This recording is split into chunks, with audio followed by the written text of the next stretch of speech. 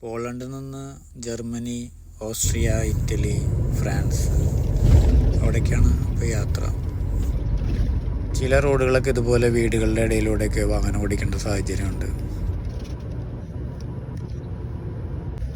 ചില സ്ഥലങ്ങളിൽ ഇതുപോലെ കൂടാരങ്ങൾ കാണാൻ പറ്റി. അതിൻ്റെ ഉള്ളിലൂടെ വാഹനം പോകുമോ എന്നുള്ളൊരു സംശയം ഉണ്ടായിരുന്നു.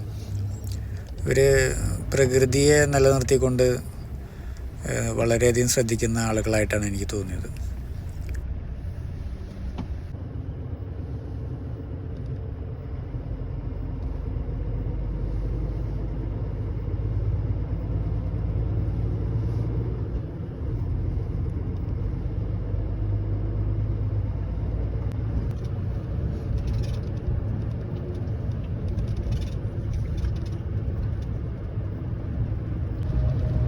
ഒരുപാട് ടണലിലൂടെയുള്ള യാത്രകളുണ്ട് ഇവിടെ, കൂടുതൽ ഇറ്റലിയിൽ.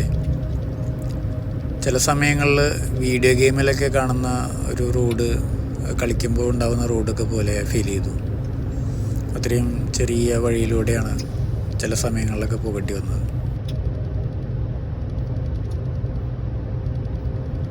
വാഹനത്തിൻ്റെ കറക്റ്റ് അളവിനെയാണ് 2 ലൈനും മാർക്ക് ചെയ്തിരിക്കുന്നത്. സ്റ്റിയറിങ് ലെഫ്റ്റോ റൈറ്റോ മാറിക്കഴിഞ്ഞാൽ അവിടെ തട്ടും. ആ നിലയ്ക്കാണ് ആ കാര്യത്തിൽ ഇവരെ സംബന്ധിച്ച് കൊടുത്തു. കാരണം ഒരു ചെറിയൊരു സ്പേസ് പോലും കളയാതെ കറക്റ്റ് ഇതിലാണ് വഴി കൊടുത്തിരിക്കുന്നത്.